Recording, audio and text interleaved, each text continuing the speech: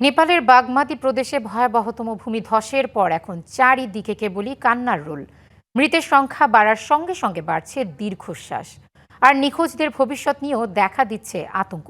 প্রিয়জনকে আর খোঁজ মিলবে কি না সেই হতাশা ভর করেছে মানুষের চোখে মুখে। স্ত্রীর হাতটা ধরে ছাদে নিয়ে যাওয়ার চেষ্টা করছিলেন কেশব প্রসাদ, কিন্তু কাদার স্রোতের কাছে হার মানতে হয়েছে তাকে। কোনো রকম নিজে বাঁচতে পারলেও স্ত্রীকে বাঁচাতে পারেননি। আমরা ছাদেই ছিলাম, পানি ঘরের উপরে তলা পর্যন্ত উঠে গিয়েছিল। চোখের সামনেই আমার স্ত্রী কাদায় চাপা পড়ে গেল, কিছুই করতে পারলাম না। আমরা ছাদে আশ্রয় নেয় বেঁচে গেছি। 4-5 ঘন্টা পরে হেলিকপ্টার এসে আমাদের উদ্ধার করে। কেশবকে উদ্ধার করে এখন হাসপাতালে চিকিৎসা দেয়া হচ্ছে। কেশবের মতো আরো অনেকেই চিকিৎসা নিচ্ছেন বিভিন্ন হাসপাতালে। নেপালে ভয়াবহ ভূমিধসে স্বজন হারানোর কান্না এখন ঘরে ঘরে। একে একে বাড়ছে মৃতের সংখ্যা। সেটা কোথায় গিয়ে ঠেকে তা কেউই নিশ্চিত করে বলতে পারছেন না।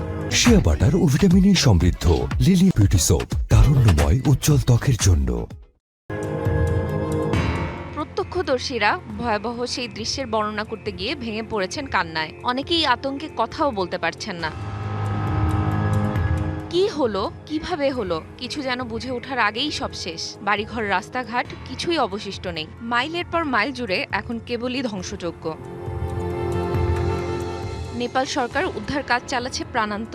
বিভিন্ন দেশ ও সহায়তার হাত বাড়িয়েছে, কিন্তু ধ্বংসযজ্ঞ এতটাই ভয়ঙ্কর যে উদ্ধারকারীরাও হিমশিম।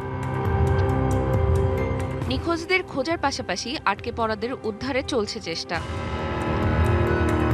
Farhana Akter, DBC news desk.